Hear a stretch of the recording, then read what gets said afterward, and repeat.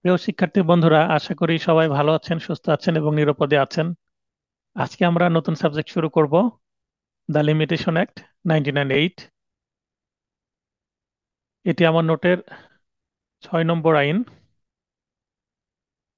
The limitation act. আজকে এই আইনের প্রথম ক্লাস। আজকে আমরা টপিক 1, 2, 3 তিনটা টপিক পড়ব।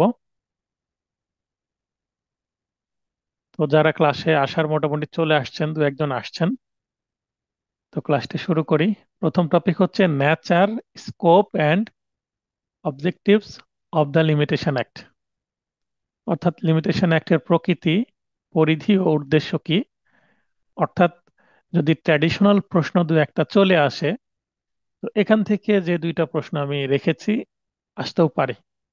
তো আমরা এখান থেকে মানে চান্স নিব না যে ট্র্যাডিশনাল প্রশ্ন একেবারে পড়বো না, তা না। আমি যেহেতু আপনাদের প্রস্তুতি নেওয়াচ্ছি ট্র্যাডিশনাল প্লাস বর্তমান যে প্রশ্ন হচ্ছে নতুন প্যাটার্নে, তো উভয় প্যাটার্নকে মাথায় রেখেই আপনাদের প্রস্তুতি নেওয়াচ্ছি, যেন ট্র্যাডিশনাল প্রশ্ন আসলেও আপনারা উত্তর করতে পারেন এবং নতুন প্যাটার্নের প্রশ্ন আসলেও উত্তর করতে পারেন। তাছাড়া এই মুহূর্তে আমার যে মূল ক্লাস সেগুলোই চলছে। মূল ক্লাসে আমার নোটটাকে কমপ্লিট করা হবে।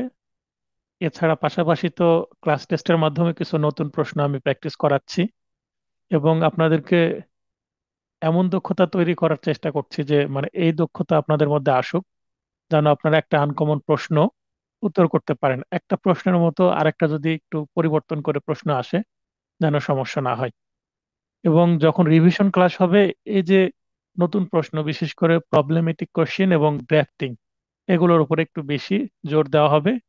আমরা যথেষ্ট সময় পাবো আশা করছি, আমরা রিভিশন ক্লাসে সেগুলোই আলোচনা করব। তো প্রথম প্রশ্ন হচ্ছে লিমিটেশন অ্যাক্টের প্রকৃতি, পরিধি ও উদ্দেশ্য বর্ণনা করুন। এবং দ্বিতীয় প্রশ্ন হচ্ছে লিমিটেশন অ্যাক্ট একটি স্বয়ংসম্পূর্ণ আইন, ব্যাখ্যা করুন। এই দ্বিতীয় প্রশ্নটা ইংলিশেও আসতে পারে, ব্যাখ্যা করার বিষয়টা।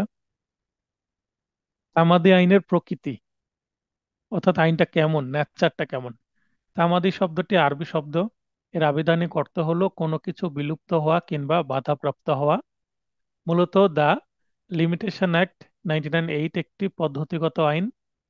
এই আইন একটি নির্দিষ্ট মেয়াদের পরে কোনো আইনগত অধিকারে বিলুপ্তি ঘটায়। অর্থাৎ যে সময়ের মধ্যে মামলা করার কথা সেই সময় যদি পার হয়ে যায়, অর্থাৎ তামাদির মেয়াদ পার হয়ে গেলে তামাদি আইনের 3 ধারা অনুসারে আর মামলা করা যায় না। এটাকে বলা হচ্ছে, এটা আসলে তামাদি আইনের মূল উদ্দেশ্য। কতদিনের মধ্যে কোনো মামলার আপিল, রিভিউ বা রিভিশনের জন্য আদালতে দরখাস্ত পেশ করা হবে, কখন বিলম্ব মওকুফ করা যাবে ইত্যাদি বিষয় লিমিটেশন অ্যাক্টে নির্ধারণ করে দেওয়া হয়েছে। আমরা আর্টিকেলে দেখেছি যে কত, যারা এমসিকিউ ব্যাচে অলরেডি পুরো তামাদি আইন পড়েছেন, তো আর্টিকেলে দেওয়া আছে 183টা আর্টিকেল। অর্থাৎ দ্বিতীয় তফসিলে দেওয়া আছে যে কোন মামলা করার তামাদির মেয়াদ কত, আপিলের মেয়াদ কত, রিভিউয়ের মেয়াদ কত। রিভিশনের মেয়াদ আলাদাভাবে দেওয়া না থাকলেও আপিলের মেয়াদকেই রিভিশনের মেয়াদ হিসাবে আমরা আদালতে প্র্যাকটিস করে থাকি। লিমিটেশন অ্যাক্ট হচ্ছে কোনো সম্পত্তির ওপর থেকে মালিকানার দণ্ডকে, দ্বন্দ্ব বলতে একটা ঝামেলা বা বিবাদ, এই বিবাদকে শেষ করে পক্ষগণ তাহাদের মধ্যে পারস্পরিক বিরোধ অনেক বছর যেন চলাতে না পারে সেজন্য তামাদি আইনের সৃষ্টি। এখানে একটু সংশোধন আপনাদের করে নিতে বলবো। একটা শব্দ ব্যবহার হয়ে গেছে তাহাদের, এখানে তাহাদের না করে এখানে তাদের দিবেন। এখানে সাধু ভাষা চলে আসছে। যেহেতু আমরা পুরো নোটটাকে চলিত ভাষায় রচনা করেছি, তো আপনারা দু একটা সাধু টার্ম চলে আসছে, সেটা একটু কারেকশন করে নেবেন কাইন্ডলি। লিমিটেশন অ্যাক্ট সকল প্রকার প্রতারণামূলক কাজ বন্ধ করে দেয়। কোনো মামলার দরখাস্ত কতদিনের মধ্যে আদালতে দাখিল করতে হবে, কতদিনের মধ্যে আপিল করা যাবে, কোন কোন সময় মামলা করতে দেরি হবার পরও আদালত মামলার দরখাস্ত গ্রহণ করতে পারে, এসব বিষয় সহ ইত্যাদি বিষয় লিমিটেশন অ্যাক্ট নির্দিষ্ট করে দেয়। অর্থাৎ লিমিটেশন অ্যাক্টের ধারা এবং তফসিলের যে আর্টিকেল বা অনুচ্ছেদগুলো পড়লে এই বিষয়গুলো আমরা আসলে জানতে পারি। তাই দাবি বা অধিকার প্রতিষ্ঠার ক্ষেত্রে লিমিটেশন অ্যাক্ট একটি গুরুত্বপূর্ণ, খুবই গুরুত্বপূর্ণ একটি আইন। তো এটা দ্বারা কিন্তু এর প্রকৃতি মানে বৈশিষ্ট্যটা কেমন, আইনটা কেমন, এটা আমরা জানতে পারলাম। এরপরে আমরা চলে যাই লিমিটেশন অ্যাক্টের পরিধি। লিমিটেশন অ্যাক্টের পরিধি উপলব্ধি করার জন্য অত্র আইনটির শুরুতে যে প্রস্তাবনা দেওয়া হয়েছে তা বিশ্লেষণ করা জরুরি। লিমিটেশন অ্যাক্টের প্রস্তাবনা বিশ্লেষণ করলে জানা যায় যে অত্র আইনটির বিধানসমূহ মূলত দুইটি পরিধিকে লক্ষ্য করে আলোচিত হয়েছে। একটি দেওয়ানি মূল মোকদ্দমা, আপিল ও দরখাস্ত বিষয়ে তামাদির মেয়াদ নির্ধারণ করা ও তদুদ্দেশ্যে তামাদির মেয়াদ গণনার পদ্ধতি বর্ণনা করা। তাহলে 1 নম্বর পয়েন্ট হচ্ছে দেওয়ানি মূল মোকদ্দমা, আপিল ও দরখাস্ত দাখিলে তামাদির মেয়াদ নির্ধারণ করা। এই নির্ধারণ করে দিয়েছে কোথায়? দ্বিতীয় তফসিলের অনুচ্ছেদ সমূহ 183টা। এখানে বলে দেওয়া আছে, জাস্ট একটা তালিকা দেওয়া আছে যে কতদিনের মধ্যে মামলা করতে হবে, অর্থাৎ মেয়াদটা কত। আর 2 নম্বর পয়েন্ট হচ্ছে তদুদ্দেশ্যে তামাদির মেয়াদ গণনার পদ্ধতি বর্ণনা করা। পদ্ধতি আমরা কোথায় পাবো? ধারাগুলোতে পাবো। দেওয়ানি মূল মোকদ্দমা, আপিল ও দরখাস্ত বিষয়ে তামাদির মেয়াদ নির্ধারণ করার পূর্বে দুই ধারায় কিছু সংজ্ঞা প্রদানের মাধ্যমে আইনটিতে ব্যবহৃত প্রবঞ্চগুলোকে, প্রবঞ্চ বলতে টার্ম বা টপিক, সহজবোধ্য করা হয়েছে। তাহলে যে ধারা আছে, 2 নম্বর ধারা, এ ধারাতে কিন্তু কিছু সংজ্ঞা দেওয়া আছে, ডেফিনেশনস। 3 ধারা তামাদি আইনের মেরুদণ্ড। অত্র ধারায় দ্য লিমিটেশন অ্যাক্ট এর মূল বক্তব্য ব্যক্ত করা হয়েছে। অর্থাৎ বলা হয়েছে যে, কি বলা হয়েছে পরের লাইনে আছে, 4 থেকে 25 ধারা পর্যন্ত ব্যতিক্রম সাপেক্ষে তামাদের মেয়াদ গণনার পদ্ধতি সম্পর্কে সুস্পষ্ট বিধানাবলী বিবৃত হয়েছে। কোন ধারায়? এই 3 ধারায়। 26 থেকে 28 ধারায় স্থাবর সম্পত্তি ব্যবহারজনিত অধিকার ও বিরুদ্ধ দখল বিষয়ে আলোকপাত করা হয়েছে। তাহলে ইজমেন্ট এবং অ্যাডভার্স পজিশন, এগুলো আমরা পাই হচ্ছে 26, 27 এবং 28-এ। আরেকটি মাত্র ধারা থাকে, সেটা হচ্ছে 29।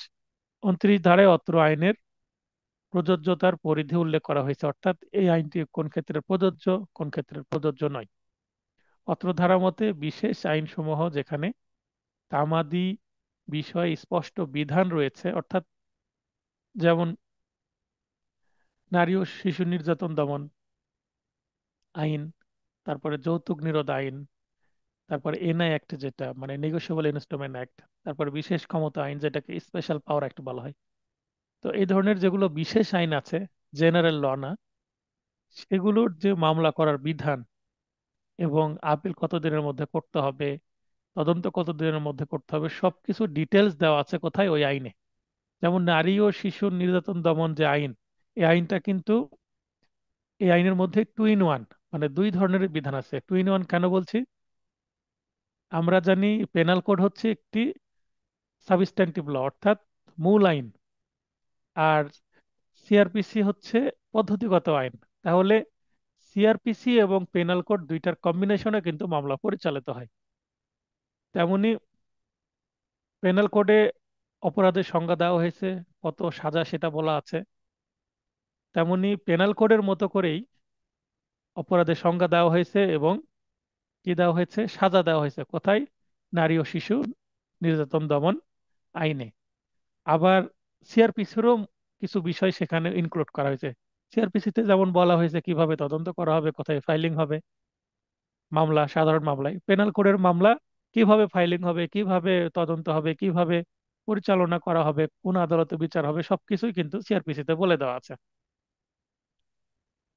আর নারী ও শিশু নির্যাতন দমন যে আইন আছে, এখানে কিন্তু পেনাল কোডের মতো যেমন অপরাধের সংজ্ঞাও দেওয়া আছে, আবার সাজাও দেওয়া আছে। তাহলে পেনাল কোডেরও কিছু অংশ তার মধ্যে চলে আসছে। অংশ বলতে পেনাল কোডের অনুরূপ আইন, তার মানে এটাকে আমরা সাবস্ট্যান্টিভ ল বলতে পারবো, কারণ পেনাল কোডের বৈশিষ্ট্য এর মধ্যে পাচ্ছি আমরা। এটি একটি বিশেষ আইন। আবার সিআরপিসিতে যে পদ্ধতি, সেটাও কিন্তু ওই নারী ও শিশু নির্যাতন দমন আইনে বলে দেওয়া আছে। এই কারণে আমি বলছি 2 in 1, মানে এটা পদ্ধতিগত আইন প্লাস তত্ত্বগত আইন দুইটাই আছে। তো বিশেষ আইনগুলো এরকম, আর পেনাল কোড তো সাধারণ আইন। তো বিশেষ আইনের ক্ষেত্রে সেই আইনের মধ্যেই বলে দেওয়া থাকে তামাদির মেয়াদ কত। যদি দেওয়া না থাকে সেই ক্ষেত্রে হয়তো বা তামাদি আইন প্রযোজ্য হতে পারে বা হবে। আর যেখানে তামাদি আইনের বিধানটা ওই আইনের মধ্যেই দেওয়া আছে আলাদা করে, সেই ক্ষেত্রে তামাদি আইন ওই আইনের ক্ষেত্রে প্রযোজ্য নয়। এটাই 29 ধারার বক্তব্য। তো সেখানে দ্য লিমিটেশন অ্যাক্টের বিধানসমূহ প্রযোজ্য হবে না, যেটা আমি একটু পূর্বেই আপনাদেরকে ব্যাখ্যা করছিলাম। তাহলে দেখেন এখানে 2 ধারা, 3 ধারা, তারপর 4 থেকে 25 ধারা, 26, 27, 29, প্রতিটা ধারাতেই কি আছে সবকিছুই কিন্তু এই প্যারার মধ্যে বলে দিয়েছি।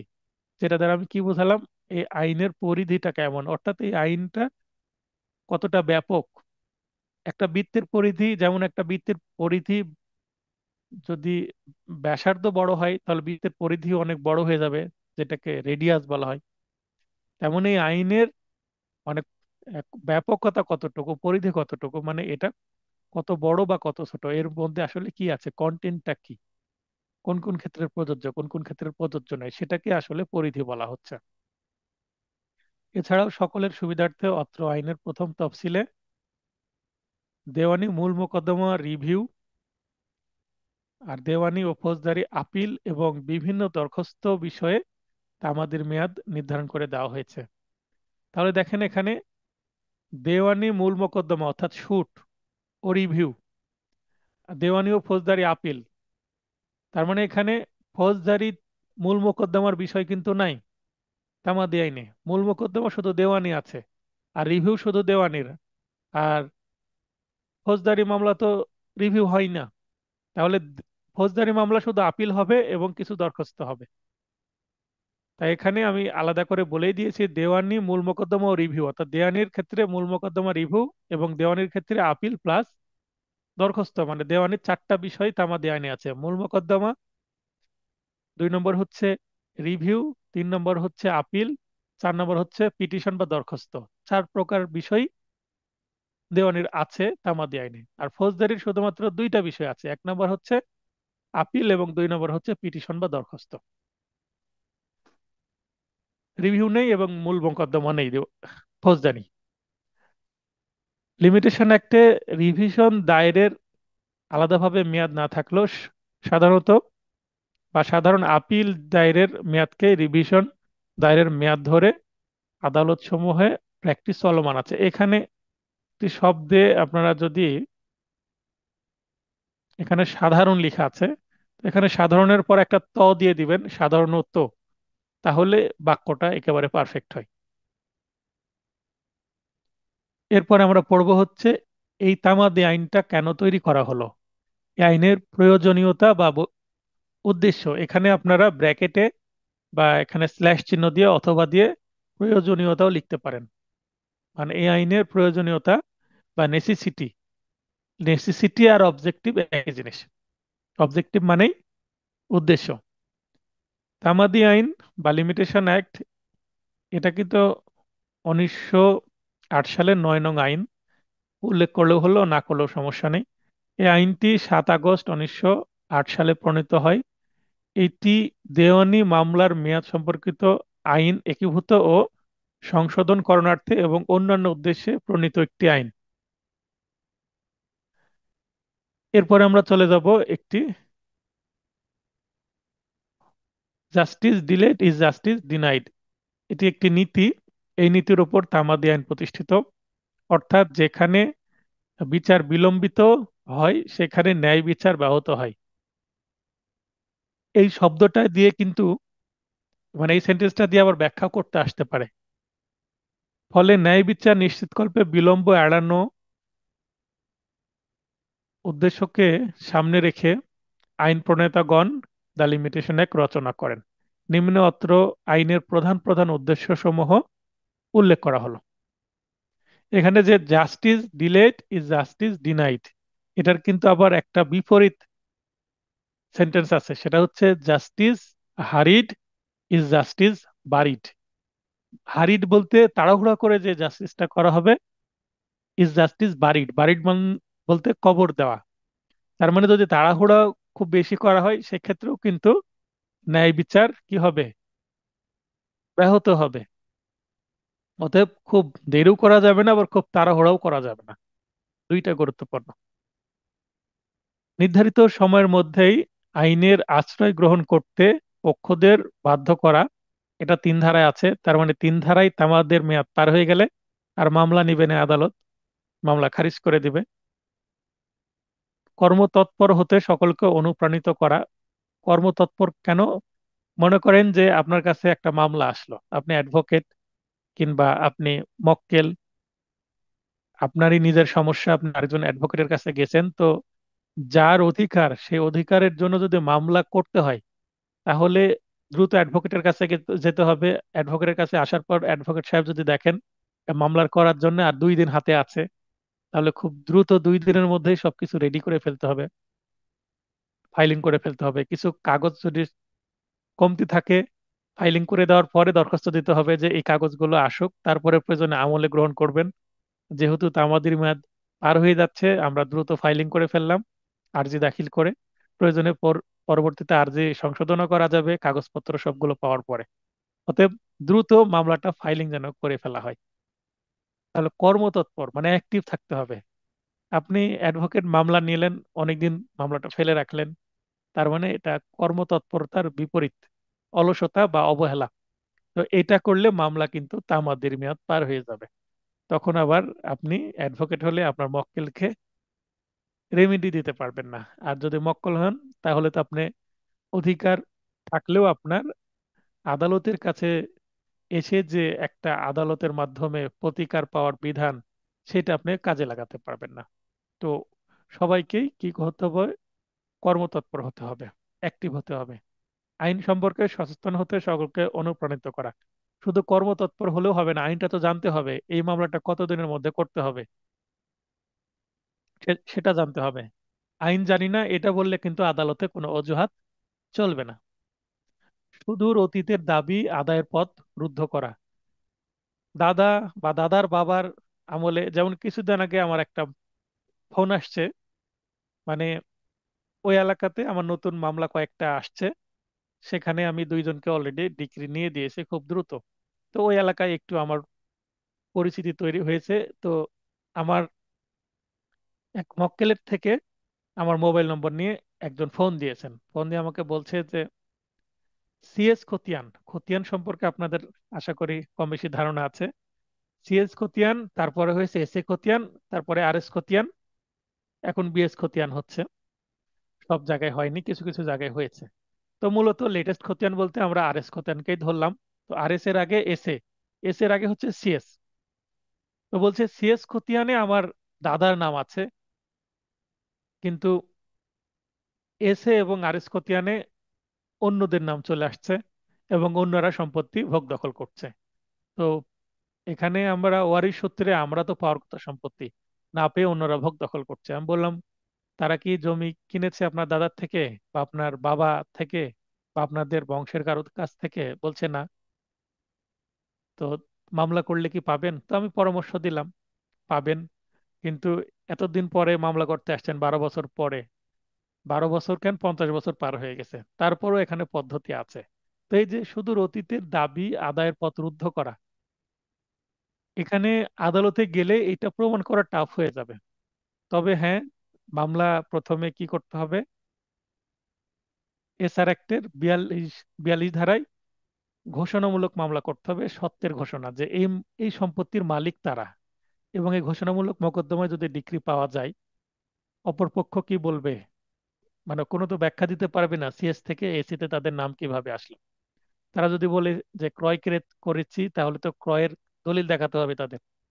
শুধুমাত্র ওয়ারি সূত্রে আহ, শুধু রেকর্ড বা খতিয়ান দেখাতে হয়, তাছাড়া আর কি দেখাতে হয়? ওয়ারিশন সনদ দেখাতে হয়।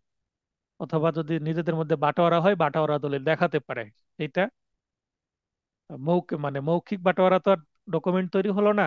মৌখিক বাটোয়ারা হলে মৌখিক ভাবে তারা প্রমাণ করবে, সেক্ষেত্রে তাদের নামে খারিজ থাকতে হবে। তো যেহেতু সিএস খতিয়ানের যে তাদের নামে তো আর খারিজ নাই, খারিজ থাকলে তো আর S A R R S অন্যদের নামে হতো না। তার মানে ধরে নিলাম খারিজও নাই, এবং আমি জিজ্ঞাসা করেছি খারিজও অ্যাকচুয়ালি নাই।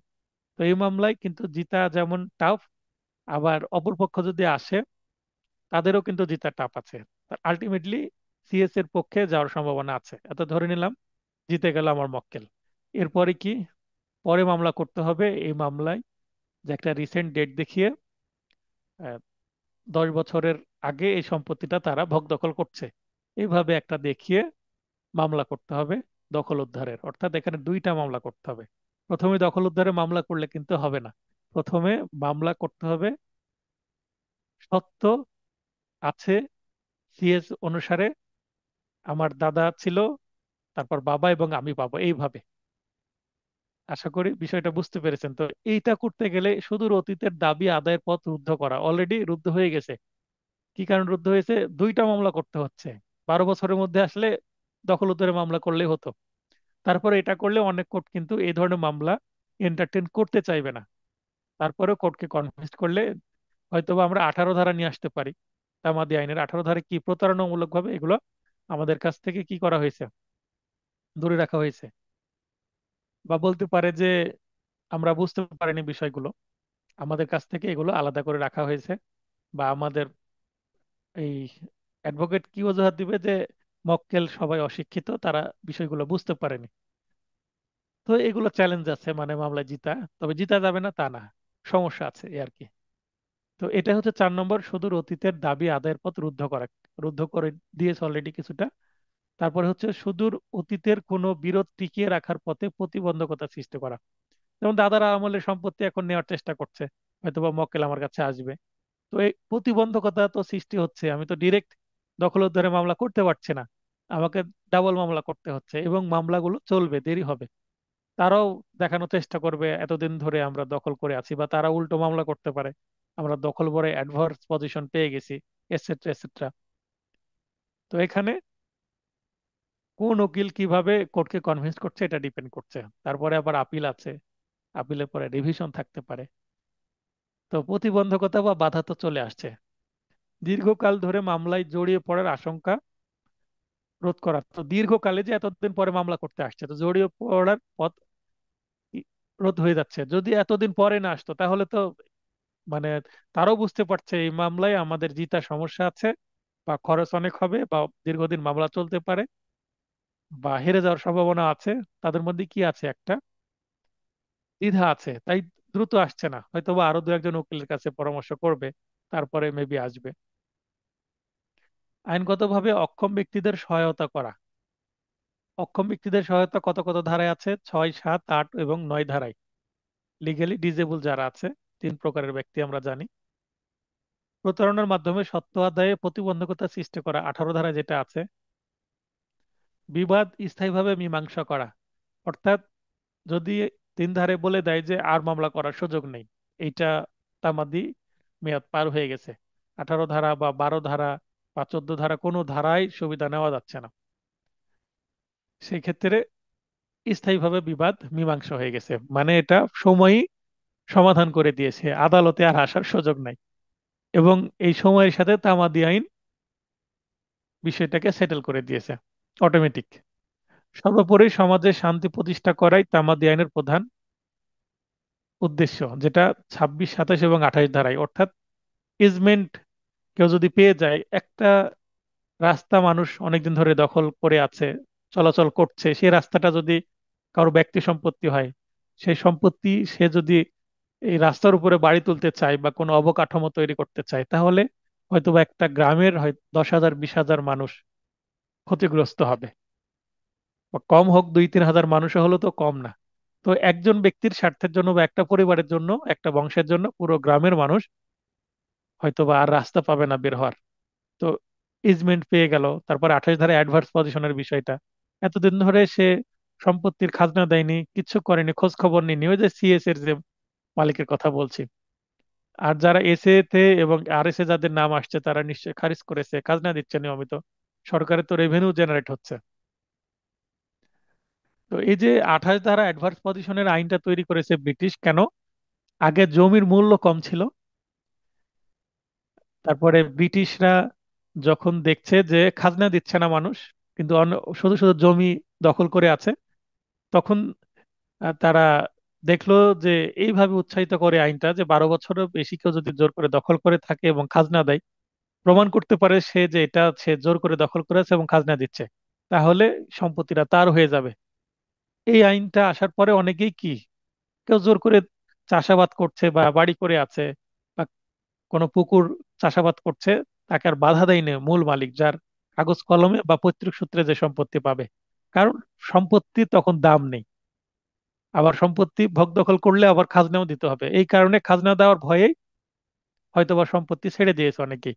আর এই সুযোগটা নিয়েছে যারা চাষাবাদ করেছে এবং ওই সময় ইস্ট ইন্ডিয়া কোম্পানিকে খাজনা দিয়েছে, মূলত জমিদারকে খাজনা দিয়েছে, জমিদারের মাধ্যমে কালেকশন হয়েছে। তো এটা উদ্দেশ্য ছিল যেন জমি না পড়ে থাকে, পতিত হয়ে না যায়, চাষাবাদ হয় এবং খাজনা যেন কালেকশন হয়। এই কারণে মেবি এই 28 ধারা তৈরি করা হয়েছে তামাদি আইনের। এটা আমার, যতটুকু আমি গবেষণা করেছি এটাই আমি বুঝেছি। আচ্ছা, এরপরে আমরা পরের প্রশ্ন পড়ব, এই আইনটি স্বয়ংসম্পূর্ণ কিনা। লিমিটেশন অ্যাক্ট একটি স্বয়ংসম্পূর্ণ আইন। দ্য লিমিটেশন অ্যাক্ট এর সুস্পষ্ট বিধান হলো, এই আইনে নির্ধারিত সময় সীমার মধ্যে কোনো মামলা, আপিল কিংবা দরখাস্ত আদালতে দাখিল না করলে পরবর্তীতে আদালত তা গ্রহণ করবে না, মানে মামলা গ্রহণ করবে না। দ্য লিমিটেশন অ্যাক্ট এর 3 ধারা হতে 25 ধারা পর্যন্ত বর্ণিত বিধান মোতাবেক যে কোনো ধরনের মামলা, আপিল কিংবা দরখাস্ত দাখিলের ক্ষেত্রে মেয়াদ সম্পর্কে সাধারণ নিয়মাবলী ব্যতিক্রম সহ উল্লেখ করা হয়েছে। ব্যতিক্রম বলতে, যেমন 18 ধারা একটি ব্যতিক্রম, যদি প্রতারণা থাকে তাহলে মেয়াদটার কাজে লাগবে না, যেদিন জানতে পারলো সেদিন থেকে শুরু হবে। এই আইনের মধ্যে 5 ধারায় তামাদির রেয়াত, রেয়াত বলতে মওকুফ বা বিলম্ব মওকুফের ব্যবস্থা করা হয়েছে।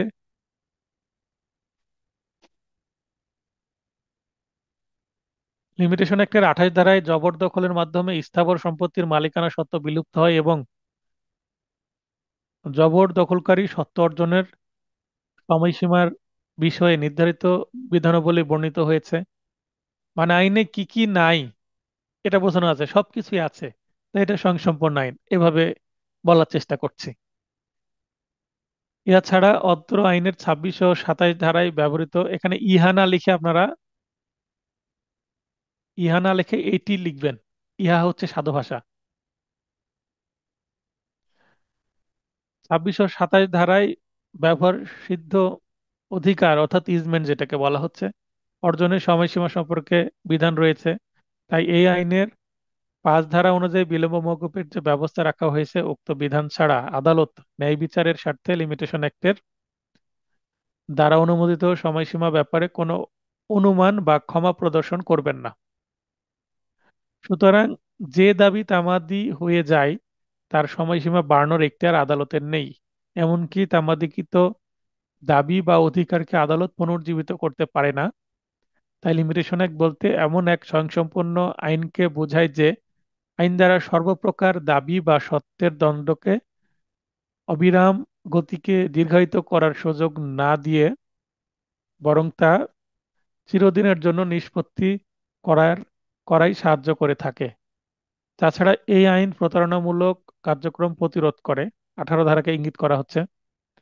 লিমিটেশন অ্যাক্টের 29টি ধারা এবং 1 নং তফসিলে 183টি অনুচ্ছেদ রয়েছে। অতএব এই আইনে সব ধরনের বিধিবদ্ধ বিধানাবলী সন্নিবেশিত হয়েছে, বিধায় একে সংসম্পন্ন বিধিবদ্ধ আইন বলে গণ্য করা হয়। তাই উপরোক্ত আলোচনার আলোকে বলা যায় যে দ্য লিমিটেশন অ্যাক্ট একটি স্বয়ংসম্পন্ন আইন। তো এইভাবে আমরা এটি যে স্বয়ংসম্পন্ন আইন এটা ব্যাখ্যা করলাম। এরপরে টপিক 2, লিগ্যাল ডিসেবিলিটি বা বৈধ অপারগতা বা আইনগত অপারগতা। আইনগত অপারগতা বলতে কি বুঝেন? বৈধ অপারগতা বা আইনগত অপারগতা বা লিগ্যাল ডিসেবিলিটি, এটার আমরা ডেফিনেশন দিব। 6 ধারায় আইনগত অক্ষমতা এর সংজ্ঞা দেওয়া হয়েছে অত্র ধারার বিধান মতে। 3 ধরনের ব্যক্তি বৈধ অপরাধ হিসেবে গণ্য হবে, তারা হলেন নাবালক বা মাইনর, উন্মাদ বা ইনসান, জড়বুদ্ধি বা ইডিয়ট। নাবালক বলতে 18 বছরের কম বয়স্ক যে কোনো ছেলে বা মেয়ে। উন্মাদ বলতে যার মাথা একেবারে গেছে, মানে মানসিক ভারসাম্যহীন সম্পূর্ণরূপে। আর জড়বুদ্ধি বলতে মানসিক ভারসাম্যহীন না, কিন্তু সহজ সরল, মানে একটা কাজ করতে যে বুদ্ধি দরকার, সে বুদ্ধি তার মধ্যে এখনো হয়নি। যেমন পেনাল কোডে আমরা জানি যে 9 বছরের কম বয়স্ক শিশুর কাজ অপরাধ নয়, কিন্তু 9 থেকে 12 বছরের অপরিপক্ক যে শিশু, যার মেন্টালি কি হয়নি, খুব বিকাশ হয়নি, মানসিক বিকাশ হয়নি, তো তাদেরকে ইডিওট বা অটিস্টিক, এ ধরনের কোন মানসিক অটিস্টিক শিশুদেরকে বোঝানো হচ্ছে। তো জড়বুদ্ধি এক কথায় সহজ সরল, আমরা পুরোপুরি পাগল না, আমরা অর্ধেক বা সামান্য পাগল এবং কিছু ভালো। মানে সে কাজ করতে পারে, কিন্তু যেই কাজে একটু বুদ্ধিমত্তা লাগে সেই কাজ সে করতে পারে না, এটাকে জড়বুদ্ধি বলা হচ্ছে। মানে আইনের যে জটিল বিষয়গুলো, আদালতের জটিল বিষয়গুলো তার মাথায় প্রবেশ করে না, সে এত কিছু বোঝে না, সহজ বিষয়গুলো বোঝে, জটিল বিষয়গুলো বোঝে না, তাকে ইডিয়ট বলা হয়। দুইটি ক্ষেত্রে 6 ধারার বিধান প্রযোজ্য। কি কি ক্ষেত্র? এই যে 3 প্রকার ব্যক্তিদের কি কি সুযোগ সুবিধা দেওয়া হবে: মূল দেওয়ানি মোকদ্দমা বা শুট বা এমন অন্যান্য যে প্রসিডিং বা কার্যক্রম আছে, তাহলে শুটের ক্ষেত্রেও এবং প্রসিডিং এর ক্ষেত্রেও কিন্তু এই 3 প্রকারের ব্যক্তি 6 ধারার সুবিধা পাবে। ডিক্রি জারির দরখাস্ত, অর্থাৎ application for the execution of A decree, একটা ডিক্রি পেয়েছে, পাওয়ার পর যদি কোনো উন্মাদ বা ইনসান বা মাইনরকে যদি সেটা জারি করতে হয়, তাকে আলাদা সময় দেওয়া হবে। অত্র ধারার বিধান মতে কোনো ব্যক্তির অন্তত একটি অপরাগতা থাকলেও তামাদি গণনা স্থগিত থাকবে। সাধারণত যে কোনো মানুষের জন্য তামাদি আইনের যে তামাদির মেয়াদ সেটা চলতে থাকবে অবিরাম ভাবে, কিন্তু যারা জড়বুদ্ধ বা উন্মাদ বা নাবালক, এই 3 প্রকার ব্যক্তির জন্য তামাদির মেয়াদ সাধারণত কি থাকবে, স্থির থাকবে, যতদিন না সে সুস্থ হচ্ছে বা সাবালক হচ্ছে। কোনো ব্যক্তি অপারগ অবস্থায় মৃত্যুবরণ করলে তার আইনানুগ প্রতিনিধি, যদি সে সমর্থ হয়, মানে আইনানুগ প্রতিনিধি এই 3 প্রকারের সীমাবদ্ধতা না থাকে আইনগত, সেক্ষেত্রে সে, তার জন্য তামাদির মেয়াদ গণনা আরম্ভ হবে। মানে বাবা হয়তো বা উন্মাদ ছিল, বাবা মারা গেল, তো বাবার পরিবর্তে তার সন্তানদের উপরে চলে আসলো মামলা করার অধিকারের। তো সন্তান যদি সুস্থ হয়, 18+ হয়, সেই ক্ষেত্রে সন্তানের জন্য তার তামাদির মেয়াদ থেমে থাকবে না, যেদিন বাবা মারা গেল সেদিন থেকেই, তার পরের দিন থেকেই তামাদির মেয়াদ শুরু হবে। শুধুমাত্র বাদী বৈধ অপারগ হলে তার ক্ষেত্রে তামাদি গণনা স্থগিত থাকবে। বিবাদী অপারগ কিনা সেটা ম্যাটার না, অর্থাৎ বিবাদী যদি নাবালক হয়, এই নাবালিক বিবাদীর বিরুদ্ধেও কিন্তু মামলা করা যাবে। আইনগত অক্ষমতার নীতিসমূহ আলোচনা করুন। আইনগত অক্ষমার নীতিসমূহ হচ্ছে লিমিটেশন অ্যাক্টের 6 ও 7 ধারায় সাধারণত অক্ষমতার নীতিসমূহ বর্ণিত হয়েছে, অর্থাৎ দুইটি ধারাতে বলে দেওয়া আছে, 6 এবং 7 ধারাতে নীতিগুলো কি, এবং 8 এবং 9 ধারাতে ব্যতিক্রম আছে। নিম্নে এ বিষয়ে আলোচনা করা হলো। তাহলে 6-7 হচ্ছে লিগ্যাল ডিসেবিলিটির সুবিধা আছে এবং বা নীতি আছে বা প্রিন্সিপাল আছে, এবং 8 এবং 9 ধারাতে আছে ব্যতিক্রম বা অসুবিধা। তবে 8 ধারাতে সুবিধাও আছে, অসুবিধাও আছে, আমরা দেখব। 6 ধারার বিধান মতে মূল দেওয়ানি মোকদ্দমা, একটু আগে যেটা আমরা পড়লাম, শুট বা এমন কার্যক্রম, প্রসিডিং এবং ডিক্রি জারির দরখাস্ত, অর্থাৎ application for the execution of A decree. আচ্ছা, মাঝখানে যে ইংরেজিগুলো দিয়েছি সেগুলো কি দেওয়া জরুরি রিটেন উত্তর করার ক্ষেত্রে? না, লিখিত পরীক্ষার উত্তর করার ক্ষেত্রে পারলে আপনি দিবেন, উম, অথবা না দিলেও সমস্যা নাই। তবে ব্র্যাকেটের এটা জানা থাকলে আপনার যারা এমসিকিউ ব্যাচও আছেন তাদের জন্য সুবিধা, কেননা এগুলো আবার ইংলিশে অনেক সময় উত্তর লিখতে আসে, অপশনে দিয়ে দিল ইংরেজিতে। তো ইংরেজিটা জানলেন মানে একটু ভালোভাবে বুঝতে পারবেন, এই কারণে আমি দিয়ে দিয়েছি। তো এই দুই ক্ষেত্রে একটু আগে আমরা যেটা পড়লাম, কোনো ব্যক্তির অন্তত একটি অপরাগতা থাকলেও তামাদি গণনা স্থগিত থাকবে। কোনো ব্যক্তি অপরাগ অবস্থায় মৃত্যুবরণ করলে তার আইনানুগ প্রতিনিধি যিনি সমর্থ, তার জন্য তামাদি গণনা আরম্ভ হবে। শুধুমাত্র বাদী বৈধ অপরাগ হলে তার ক্ষেত্রে তামাদি গণনা স্থগিত থাকবে। একটু আগে কিন্তু 6 ধারার বিধান আমরা অলরেডি পড়েছি, সেটা আবার এখানে রিপিট হলো। উদাহরণ সমূহ, উদাহরণ দিলে বুঝতে সুবিধা হবে নীতিটা, 6 ধারার নীতির উদাহরণ দিচ্ছি। এ নাবালক থাকলে একটি নৌকার ভাড়া আদায়ের জন্য মামলা করার অধিকার প্রাপ্ত হয়। মানে বাবা মারা গেছে, তার উপরে দায়িত্ব চলে আসছে, কিন্তু সে নাবালক, সে কি মামলা করতে পারবে? বাবা হয়তো বা কি ছিল, নৌকা চালাতো, নৌকার ভাড়া পাবে। এর 4 বছর পর সে সাবালক হয়। সাবালক হওয়ার তারিখ হতে পরবর্তী 3 বছরের মধ্যে যে কোনো সময় সে মামলা দায়ের করতে পারবে। নৌকার ভাড়া আদায়ের যে মেয়াদ, সে মেয়াদ তার জন্য 4 বছর চলে গেছে, তারপরেও সে আরো 3 বছর সময় পাবে, কারণ সে নাবালক ছিল তাই। নাবালক থাকাকালে একটি মামলার অধিকার প্রাপ্ত হয়। এরপর সে নাবালক থাকাকালে উন্মাদ হয়ে যায়। তার নাবালকত্ব ও উন্মাদ অবস্থার অবসানের তারিখ হতে জেড এর বিরুদ্ধে তামাদির মেয়াদ গণনা শুরু হবে, যেটা 6 ধারার বক্তব্য। আরো একটি উদাহরণ, এক্স নাবালক থাকাকালে একটি মামলা করার অধিকার প্রাপ্ত হয়।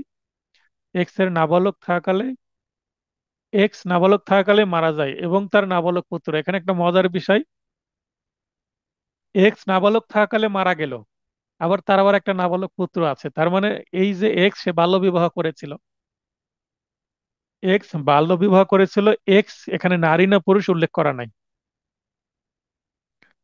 তো এখানে এক্স নারীও হতে পারে, পুরুষও হতে পারে, যিনি অবশ্যই নাবালক, নাবালক অবস্থায় তার বিয়ে হয়েছে এবং তার আবার একটা পুত্র সন্তানও আছে, যে হচ্ছে ওয়াইও নাবালক, উত্তরাধিকারী হয়।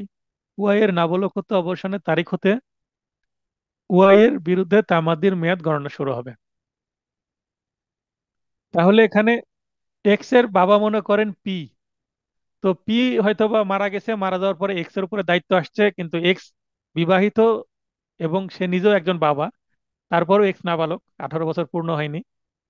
হ্যাঁ, তো যেটা আলোচনা করছিলাম, 6 ধারার বিধান আলোচনা করলাম, এবার 7 ধারার বিধান। আবার 7 ধারার বিধান মতে কতিপয় বাদী বা দরখাস্তকারীগণের জন্য তামাদি মেয়াদ আরম্ভ হলে অন্তত একজনের অপারগতা অবসান হতে হবে।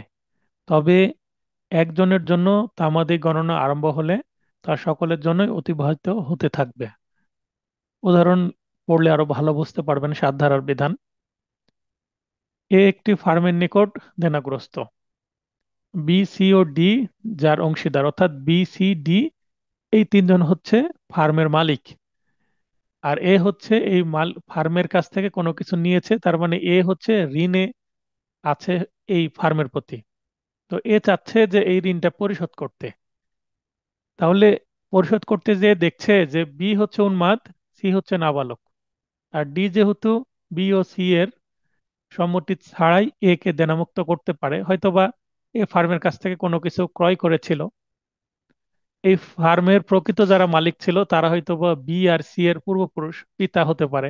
বি বি সি হয়তোবা দুই ভাই, তার পিতা মারা গেছে। এবং ডি হয়তোবা সাবালক, আর বি উন্মাদ, আর সি হচ্ছে নাবালক। এই তিনজন হয়তোবা তিন ভাই এবং তার বাবা মারা গেছেন। তার বাবার কাছে এ হয়তোবা ঋণ নিয়েছিল বা কোনো প্রোডাক্ট নিয়েছিল, যেটা টাকা পরিশোধ হয়নি। তো এ বলছে আমি টাকা তো দিয়ে দেবো, তোমার বাবা তো মারা গেছে বা তোমাদের বাবা মারা গেছে।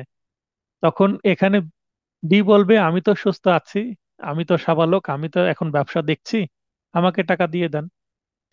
ফলে বি, সি ও ডি এর বিরুদ্ধে তামাদির মেয়াদ অতিবাহিত হতে থাকবে। কেন?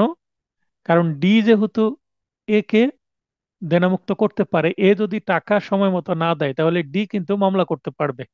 কারণ ডি তো মামলা করতে সমস্যা নাই, সে তো আর উন্মাদও না, নাবালকও না, আবার জড়বুদ্ধও না, ডি সুস্থ। এখানে যেহেতু ডি উন্মাদ বা নাবালক এগুলো কিছু বলা নাই, তাহলে ধরে নিতে হবে ডি হচ্ছে সুস্থ। আচ্ছা, আরেকটা উদাহরণ, একটি ফার্মের নিকট দেনাগ্রস্ত হয় ই, এফ ও জি যার অংশীদার, এরা তিন ভাই মনে করেন। তার মধ্যে ই ও এফ উন্মাদ এবং জি নাবালক, তার মানে তিনজনই এবার কি লিগালি ডিজেবল। সেক্ষেত্রে ই বা এফ সুস্থ না হওয়া পর্যন্ত কিংবা জি সাবালক না হওয়া পর্যন্ত তাদের কারো বিরুদ্ধে তামাদির মেয়াদ অতিবাহিত হবে না। তার মানে প্রথম উদাহরণের ক্ষেত্রে তিনজনের দুইজন লিগালি ডিজেবল ছিল, কিন্তু একজনের ডিজেবিলিটি ছিল না। আর 2 নম্বর উদাহরণে তিনজনই ডিজেবল, তাই তিনজনের জন্য তামাদের মেয়াদ থেমে থাকবে। কিন্তু প্রথম ক্ষেত্রে যেহেতু ডি ডিজেবল ছিল না, তাই ডি এর কারণে সবার জন্যই তামাদের মেয়াদ চলতে থাকবে। আশা করি সাত ধারার বিষয়টা মানে একাধিক ব্যক্তি যদি ডিজেবল হয় কোনো মামলার ক্ষেত্রে, সেই ক্ষেত্রে কি হবে। আচ্ছা, আইনগত অক্ষমতার নীতির ব্যতিক্রম বা সীমাবদ্ধতা আলোচনা করুন, যেটা আমরা পাবো হচ্ছে 8 ধারায়। আইনগত অক্ষমতার নীতি বা সীমাবদ্ধতা,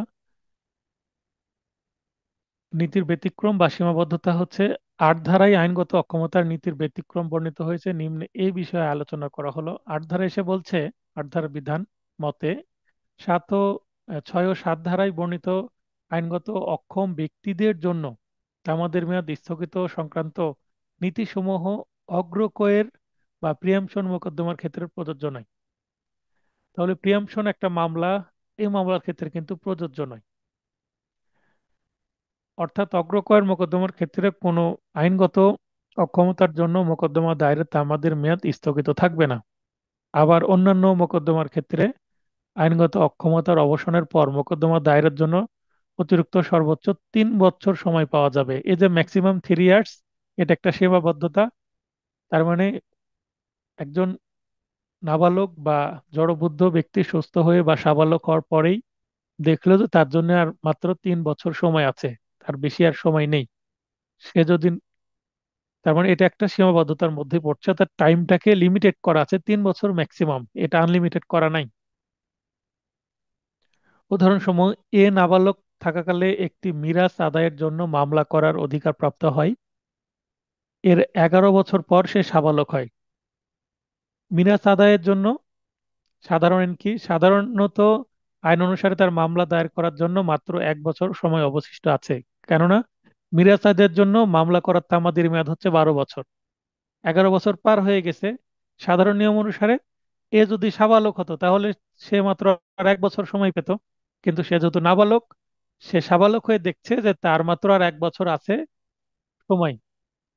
কিন্তু ধারা 6 এবং 8-এর বিধান অনুসারে সে আরো 2 বছর অতিরিক্ত সময় পাবে। 6 ধারায় বলছে সে যেহেতু নাবালক, অতএব তার জন্য তামাদের মেয়াদ স্থগিত থাকবে পুরো 11 বছর। 8 ধারা বলছে হ্যাঁ মেনে নিলাম পুরো 11 বছর স্থগিত ছিল, কিন্তু তাকে সর্বোচ্চ 3 বছর সময় দেওয়া যাবে। এমনিতেই সে 1 বছর পাচ্ছে, আর 8 ধারা তাকে আরো 2 বছর পারমিট করছে। টোটাল 6 এবং 8 ধারার বিধান সবকিছু মিলে এবং বাস্তব 1 বছর আছে যেহেতু, অতিরিক্ত 2 বছর দিয়ে ওই ম্যাক্সিমাম 3 বছরই সময় সে পাবে। অর্থাৎ সাবালক হওয়ার তারিখ হতে পরবর্তী 3 বছরের মধ্যে যে কোনো সময় সে মামলা দায়ের করতে পারবে। আশা করি বিষয়টি বুঝতে পেরেছেন। পরে উদাহরণ, উন্মাদ থাকাকালে একটি বংশগত পদ লাভের জন্য মামলা করার অধিকার প্রাপ্ত হয়। তাহলে বংশগত পদ লাভের মামলা করার তামাদির মেয়াদ হচ্ছে 12 বছর। এটা উল্লেখ করা নাই কিন্তু উদাহরণে। আপনারা ইচ্ছা করলে উদাহরণের মধ্যে এই 12 বছর উল্লেখ করতে পারেন। এর 6 বছর পর সে সুস্থ হয়, তার মানে আর 6 বছর সময় আছে তার কাছে। সাধারণ আইন অনুসারে তার মামলা দায়ের করার জন্য 6 বছর অবশিষ্ট আছে। এখন যদি উন্মাদ না হতো, এমনি সাধারণ ব্যক্তি হতো, তাহলে সে টোটাল কয় বছর ভাবতে পারতো, 12 বছরই পেত। কিন্তু সে এই অসুস্থ অবস্থাতেই 6 বছর কাটিয়ে দিয়েছে। তারপরে সে সুস্থ হয়ে দেখছে আর মাত্র 6 বছর আছে। এখন 6 ধারা বলবে যে সে যে অসুস্থ ছিল এই কারণে তার তামাদের মেয়াদ কি থাকবে, স্থগিত থাকবে। 8 ধারা এসে বলবে যে ঠিক আছে স্থগিত থাকবে, কিন্তু ম্যাক্সিমাম যেহেতু 3 বছর সে অতিরিক্ত সময় পাবে, উন্মাদ হিসেবে সে যদি 6 ধারার সুবিধা নিতে চায়, তো 6 ধারার সুবিধা নিলে সে ঠিক আছে, ছয় ছয় সে 12 বছর দাবি করছে, কিন্তু 8 ধারা এসে কিন্তু এই 12 বছর দিবে না। বলবে অতিরিক্ত যেহেতু সর্বোচ্চ সে 3 বছর পায়, কিন্তু এমনিতেই তার কাছে 6 বছর আছে, অতএব সে অতিরিক্ত 3 বছর আর দরকার নাই। অর্থাৎ 8-এর বিধান অনুসারে সে আর অতিরিক্ত সময় পাবে না। কারণ 6 বছর হচ্ছে 3 বছরের অধিক, এমনিতেই 6 বছর আছে। তাহলে কি আর যে দাবি করবে আমি উন্মাদ ছিলাম, কারণ তার কাছে এমনিতেই যথেষ্ট সময় আছে, 6 বছর আছে। 8 বছরের কাছে গেলে সে 3 বছর পাবে, 8 বছরের কাছে তার যাওয়ারই দরকার নেই। জড়বুদ্ধ থাকাকালে একটি জমির দখল পুনরুদ্ধারের জন্য মামলা করার অধিকার প্রাপ্ত হয়। এর 3 বছর পর জড়বুদ্ধ থাকা অবস্থাতেই সে মারা যায়। সাধারণ আইন অনুসারে তার বৈধ প্রতিনিধির মামলা দায়ের করার 9 বছর সময় অবশিষ্ট আছে। তার মানে এখানেও কিন্তু জমি দখল পুনরুদ্ধারের জন্য মামলা করার তামাদের মেয়াদ 12 বছর। এটা আমরা জানি যে এসআর অ্যাক্টের 3 ধারা অনুসারে, এসআর অ্যাক্টের 8 ধারা অনুসারে মামলা করতে হবে, এবং তামাদি আইনের অনুচ্ছেদ 142-এ এই মেয়াদটা উল্লেখ আছে, 12 বছর। আচ্ছা, তো 3 বছর সে জড়বদ্ধ থাকা অবস্থায় কাটিয়ে দিয়েছে, তাহলে আর তার 12 থেকে 3 বছর বাদ দিলে এমনিতেই 9 বছর আছে, তাই আর সে অতিরিক্ত সময় পাবে না। তো এই ছিল ব্যতিক্রম, যে 8 ধারায় এসে তাকে অতিরিক্ত সময় দিচ্ছে না। কোথাও সে সময় পাচ্ছে, কোথাও পাচ্ছে না। কখন সময় অতিরিক্ত পাবে? যখন এমনি জেনারেল যে সময়টা আছে, স্বাভাবিক সময়, সেটা যদি 3 বছরের কম হয়, সেক্ষেত্রে 3 বছর পর্যন্ত ম্যাক্সিমাম সময় পাবে অতিরিক্ত যোগ করে। আর যদি 3 বছরের এমনিতেই বেশি হয়, তাহলে আর অতিরিক্ত সময় দেওয়াই হবে না, কারণ এমনিতেই এনাফ টাইম আছে এই কারণে। সময়ের অবিরাম চলন বলতে কি বুঝেন? 9 ধারাকে টার্গেট করে প্রশ্ন। সময়ের অবিরাম চলন, দ্য লিমিটেশন অ্যাক্টের 9 ধারায় সময়ের অবিরাম চলন বিষয়টি বর্ণিত হয়েছে। অত্র ধারার বিধান মতে সময়ের অবিরাম চলন বলতে বোঝায়, কি বোঝায়? একবার তামাদির মেয়াদ অতিবাহিত হতে শুরু করলে পরবর্তীতে কোনো অপারগতা তা স্থগিত করবে না। তবে পাওনাদারের সম্পত্তির ব্যবস্থাপনার দায়িত্ব দেনাদারের উপর অর্পিত হলে তা আদায়ের মোকদ্দমায় এই ধারা প্রযোজ্য নয়। এতটুকুই। 2 নম্বর বা 3 নম্বরের জন্য আসতে পারে। যদি 2 নম্বরের জন্য আসে বা টিকা আসে, এতটুকুই।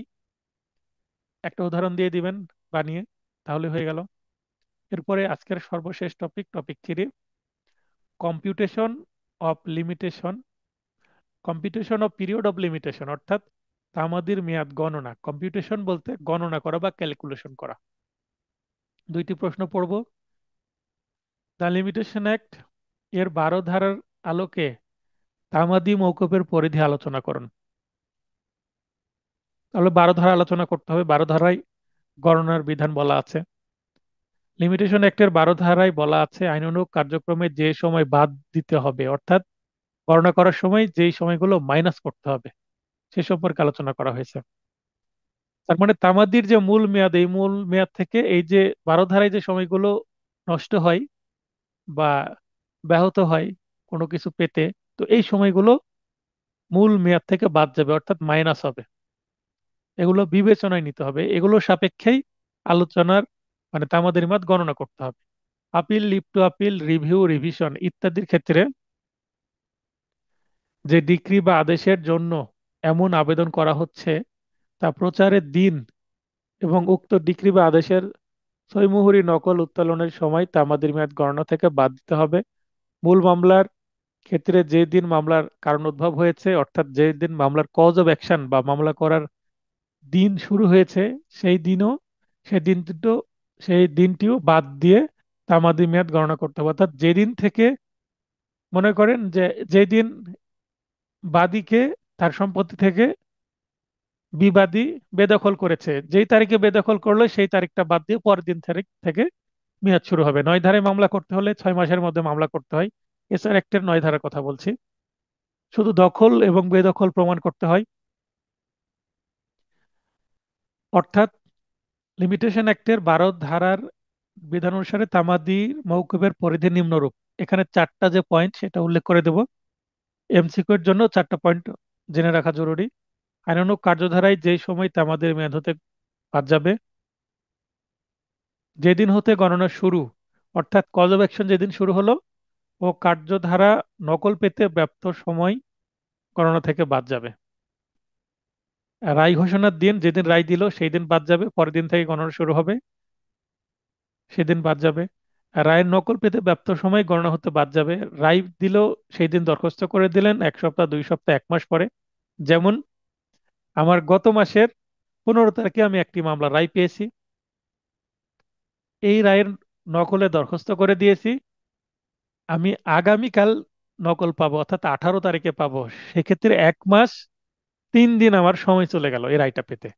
এখন এটা নিয়ে আমি যেটা করতে চাই, এটা নিয়ে কিছু করার দরকার নেই, আমি আপিলও করব না বা জারি করার দরকার নেই। আমি বিবাদী পক্ষ, বাদী পক্ষ বাচ্চার খরপোশ 20,000 দাবি করেছে, আমি মামলা পরিচালনা করেছি, এখানে আদালত 8,000 টাকা দিয়েছেন।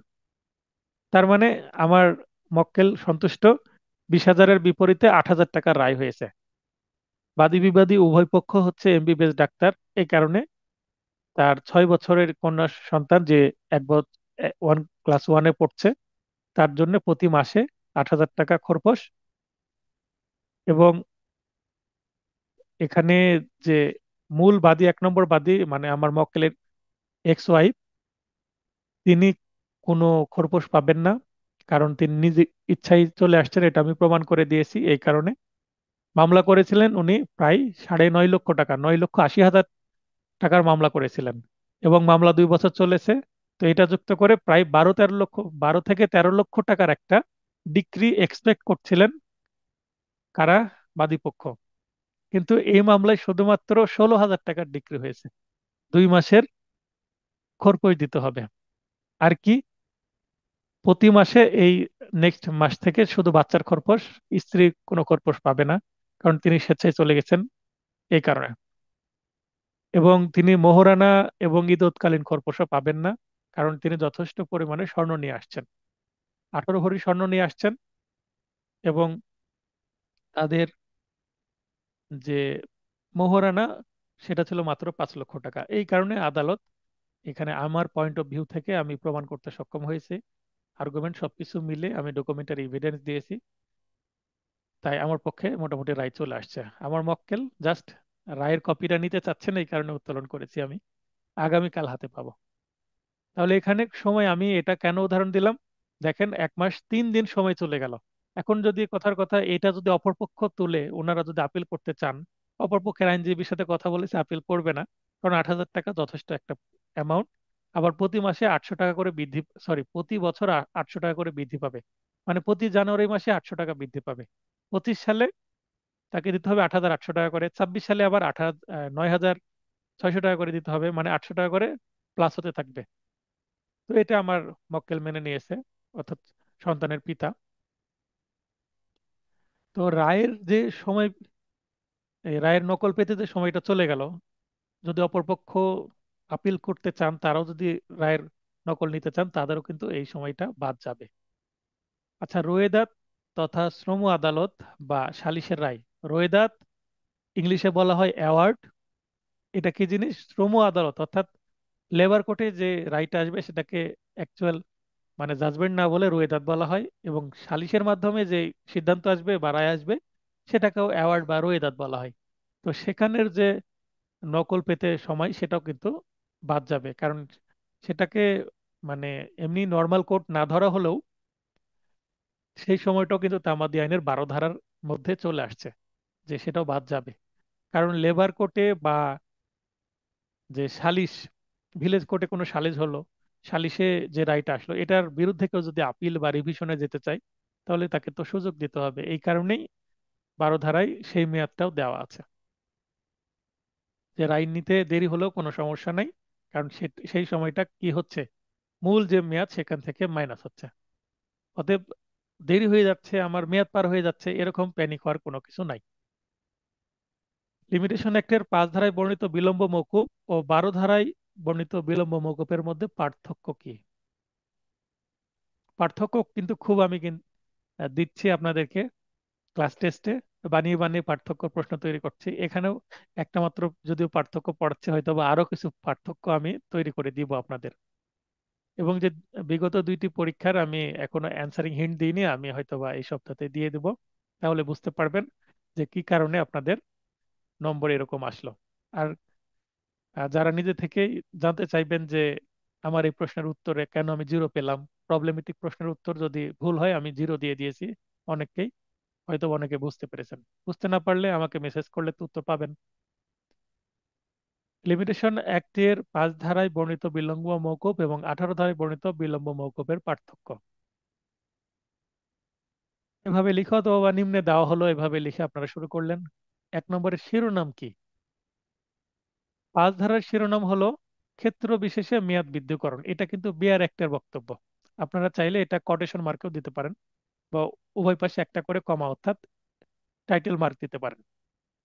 অপরপক্ষে 12 ধারার শিরোনাম হলো আইনানুগ কার্যধারায় যেই সময় গণনা হতে বাদ দিতে হবে। তাহলে দুইটা সেকশনের টপিক বা হেডিং দিয়ে দিলাম, শিরোনাম দিয়ে দিলাম। বিষয়বস্তুটা কি?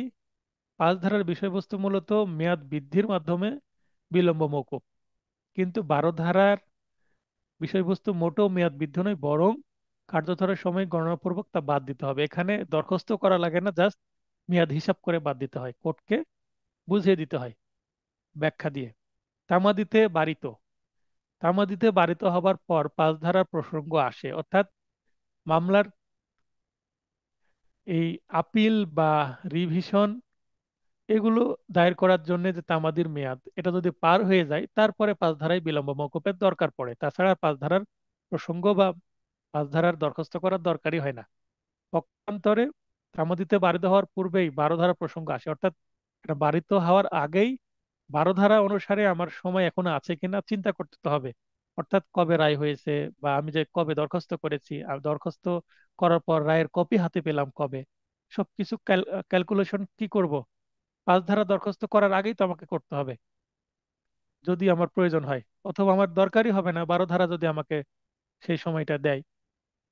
তাহলে এখানে তামাদিতে বারিত হওয়ার আগে আমাকে 12 ধারায় ক্যালকুলেশনটা করে নিতে হবে। ক্ষমতার প্রকৃতি, পাঁচ ধারা মতে বিলম্ব মওকুফ আদালতের বিবেচনামূলক ক্ষমতা, অর্থাৎ বিলম্ব মওকুফ করবে কি করবে না এটা পাঁচ ধারায় আদালতের ইচ্ছাধীন ক্ষমতা, ডিসক্রিশনারি পাওয়ার। অন্যদিকে 12 ধারা বিলম্ব মওকুফ মূলত আদালতের কার্যধারার অংশ, তাই এই বিলম্ব মওকুফ করতে আদালত বাধ্য। এটা হচ্ছে প্রসিডিউরাল একটা লুপহোল। লুপহোল বলতে কি, আপনি রায় দিল, রায় দিতে তো বিকেলে রায় দিয়ে দেয়, সেকেন্ড আওয়ারে রায় দিয়ে দেয়, মানে সেদিন তো দিন শেষ হয়ে গেল, 2টা 3টা 4টার দিকে রায় দেয়। কারণ সেদিন আপনি রায় জানলেন মানে দিনই শেষ, তার মানে সেই দিন বাদ যাবে, পরের দিন থেকে শুরু হবে। 12 ধারা এই কারণেই সেই দিন বাদ দিয়েছে। তারপরে আপনি হয়তোবা যেদিন রায় পেলেন সেই দিনই দরখাস্ত করে দিলেন বা পরের দিন দরখাস্ত করলেন, তাহলে আপনার একদিনও সময় লস হলো না। বা আপনি রায় পাওয়ার 3 দিন আপনার সময় নষ্ট করে তারপরে আপনি কি করলেন, দরখাস্ত দিলেন, তার মানে 3 দিন এইদিকে আপনার সময় নষ্ট হয়ে গেল। এটা কিন্তু আপনার মূল গণনার মধ্যে আসবে মেয়াদের, অর্থাৎ আপনার তামাদির মেয়াদ 3 দিন পার হয়ে গেছে। তারপরে আপনি দরখাস্ত করলেন, তামাদির মেয়াদ স্থির হয়ে গেল। দরখাস্ত আপনি করার পরে 1 সপ্তাহ, 2 সপ্তাহ, 3 সপ্তাহ বা 5 সপ্তাহ পার হয়ে গেল। তারপরে আপনি কি পেলেন, নকল পেলেন, এই 5 সপ্তাহটা বাদ যাবে। তো এইটা কেন? নকল তো আপনার হাতে না, নকল আদালতের এবং আদালতের কর্মচারীর হাতে। নকল আমার রেডি হয়ে আছে অনেক আগেই, কিন্তু আমার 1 মাস 3 দিন কেন লাগছে? কারণ জজ সাহেব ছুটিতে আছেন, জজ সাহেব সই করেনি। আবার জজ সাহেব, অ্যাকচুয়ালি আমার দেরি হওয়ার কারণ জজ সাহেব কি হয়েছে, আমাদের রাজশাহী কোর্ট থেকে ঢাকায় উনি বদলি হয়ে গেছেন। তো ওনার হাতের রায়, ওনাকে এসে কিন্তু সেটা সই করতে হবে মাঝে মাঝে এসে। তো উনি এসে সই করেছেন ছুটি নিয়ে, তারপরে কিন্তু এই রায়টা আমি হাতে পাচ্ছি, এই কারণে দেরি হচ্ছে। আবার ডিক্রি লিখার একটা বিষয় আছে, সিভিল মামলা যেহেতু, পারিবারিক মামলা, তো ডিক্রি লিখতে একটু সময় নিয়েছে সেরেস্তাদার। তো এগুলো আদালতের কর্মচারী বা আদালতের যে প্রিজাইডিং অফিসার মানে বিচারক, তাদের ম্যাটার্স। তো এটার জন্য তো মক্কেল বা আইনজীবী ভুক্তভোগী হবে না, তাই এটা আদালত মওকুফ করতে বাধ্য। আশা করি বুঝতে পেরেছেন ব্যাখ্যাটা বা লজিকটা। বিলম্ব মওকুফের শর্ত, পাঁচ ধারা মতে বিলম্ব মওকুফের জন্য যথেষ্ট কারণ থাকতে হবে। যথেষ্ট কারণ না থাকলে কিন্তু আদালত অবহেলার কারণে বিলম্ব হয়ে গেলে সেটা মওকুফ করবেন না, যা প্রতিটি মোকদ্দমার প্রেক্ষাপটের উপর নির্ভর করে। মানে মোকদ্দমায় কি ঘটেছে সেটার উপর, মানে এটা ফ্যাকচুয়াল বিষয়, ঘটনাগত বিষয়। কিন্তু 12 ধারায় যথেষ্ট কারণ ধারণাটি অনুপস্থিত, মানে এখানে কারণের বিষয় না, জাস্ট হিসাব করতে হবে। মূল মোকদ্দমার ক্ষেত্রে প্রযোজ্যতা, পাঁচ ধারা মতে বিলম্ব মওকুফ মূল মোকদ্দমা দায়েরের ক্ষেত্রে প্রযোজ্য নয়। যতই বিলম্ব মওকুফের প্রার্থনা করেন পাঁচ ধারায়, মূল মামলায় সেটা আমলে নেওয়াই হবে না, মানে দরখাস্ত দেওয়ার সুযোগই নাই, দিলে ডিরেক্ট রিজেক্ট হয়ে যাবে। Appeal, leave to appeal, revision এবং অন্যান্য দরখাস্ত, 5টি ক্ষেত্রে পাঁচ ধারার দরখাস্ত করা যায়। পাঁচ ধারা দরখাস্ত করা যায় 5টি ক্ষেত্রে, যার মধ্যে মূল মোকদ্দমা বা সুটের ক্ষেত্রে প্রযোজ্য নয়। অপরদিকে 12 ধারার বিধান মূল মোকদ্দমা দায়েরের ক্ষেত্রেও প্রযোজ্য, মানে সকল ক্ষেত্রেই প্রযোজ্য। বিশেষ আইনের ক্ষেত্রে প্রযোজ্যতা, পাঁচ ধারা মতে বিলম্ব মওকুফ বিশেষ আইনের ক্ষেত্রে প্রযোজ্য করা হলে প্রযোজ্য, নচেত প্রযোজ্য নয়। বিশেষ যে আইন সে আইনে পাঁচ ধারা যদি বলে যে প্রযোজ্য, তো প্রযোজ্য, না হলে প্রযোজ্য নয়। যেমন পারিবারিক যে আইন, মানে পারিবারিক যে মামলাগুলো হয়, খোরপোশ, তারপরে মেনটেনেন্স বা খোরপোশ বা মোহরানা বা ডাওয়ার, যে একটু আগে আমি যে একটা উদাহরণ দিলাম মামলায় যে ডিগ্রি পেয়েছি সেটা। তো এখানে দেখেন, এটা একটা পারিবারিক মামলা। এই মামলায় যদি অপরপক্ষ বা আমি যদি 8,000 টাকা বেশি হয়েছে বলে একটা ডিগ্রির বিরুদ্ধে আমি কি করতে চাই, আপিল করতে চাই, সেই ক্ষেত্রে আমাকে জেলা জজে আপিল করতে হবে। আপিল করার জন্য যদি তামাদির মেয়াদ আমি পার করে ফেলি, তামাদির মেয়াদ সাধারণত 30 দিন এখানে, কারণ এই পারিবারিক আদালতে বলা আছে, এই আদালতের বিধানে বা আইনে বা অধ্যাদেশে বলা আছে। তো এই অধ্যাদেশ অনুসারে 30 দিনের মধ্যে মামলা করতে হবে। যদি মামলা করতে, আপিল করতে যদি ব্যর্থ হই বা হয়, তাহলে কি করতে হবে? অলরেডি কিন্তু 30 দিন পার হয়ে গেছে, 15 তারিখে 30 দিন পার হয়ে গেছে। তাহলে দেখেন যে এইটার 5 ধারায় কিন্তু দরখাস্ত করার সুযোগ নেই। এটা মেবি পারিবারিক আদালত যে অধ্যাদেশ, এটার 27 ধারা কি 17 ধারাতে এটা আছে। মানে অনেকদিন আপিল করিনি, এই কারণে এটা আমি ভুলে গেছি বা আমার প্রয়োজন হয়নি এই দরখাস্ত করতে। 27 বা 17 ধারার 3 উপধারাতে মেবি আছে, মানে ওই আইনেই দেওয়া আছে, বিশেষ আইনের মধ্যে। এই কারণে 5 ধারায় দরখাস্ত করার সুযোগ নাই, সেই আইনেই করতে হবে। পক্ষান্তরে 12 ধারার বিধান সর্বদা বিশেষ আইনের ক্ষেত্রে প্রযোজ্য। অর্থাৎ 12 ধারার বিষয়টা এটা হচ্ছে ওভারঅল সব ক্ষেত্রে প্রযোজ্য। তার মানে এটা একটা জেনারেল ল হিসাবে ধরা হচ্ছে, যেটা বিশেষ আইনের ক্ষেত্রেও নকল নিলাম, নকল দিতে দেরি করলো, এটা 12 ধারায় আসবে। বিলম্বের দায়, 5 ধারা বিলম্বের দায় মূলত পক্ষগণ বা তাদের আইনজীবীর জন্য, আইনজীবী দায়ী হয়। কেননা পক্ষ আসতে দেরি করলো, পক্ষ সিদ্ধান্ত নিচ্ছে না আপিল করবো কি করবো না, সিদ্ধান্ত নিলেও আপিল করার জন্য দেরিতে সিদ্ধান্ত রইলো, হয়তো বা 2 মাস পরে বলছে স্যার এখন একটু আপিল করেন, আমি আপিল করতে চাচ্ছি। তো এটা মক্কেল সিদ্ধান্ত নিতে দেরি করলো, বা এই দায়টা তার উপরে গেল। বা যথেষ্ট সময়ের মধ্যে মক্কেল আসছে, আইনজীবী এই আপিলের যে মেমোরেন্ডাম সেটা রেডি করতে দেরি করলো, আর তাহলে এখানে দায়ী হচ্ছে পক্ষগণ বা আইনজীবী। অপরদিকে 12 ধারার বিলম্বের দায় মূলত আদালতের কার্যধারার, অর্থাৎ এখানে আদালতের যে কার্যধারা বা যে প্রসিডিং বা কর্মচারী আছে তারা যে কাজকর্মগুলো করছে তাদের দায় এটা। আর নকল দিতে কেন দেরি করছে সেটা তাদের বিষয়। আশা করি বিষয়টা বুঝতে পেরেছেন। তো আজকের আলোচনার বিষয় ছিল এটা। এরপরে ক্লাসে আমরা আগামী মঙ্গলবারে বাকি 3টা টপিক আলোচনা করব। এই আইনে একটি ড্রাফটিংও আছে 5 ধারার যে দরখাস্ত সেটার বিষয়ে। সবার সুস্বাস্থ্য কামনা করে ক্লাসটি শেষ করছি। শুভরাত্রি।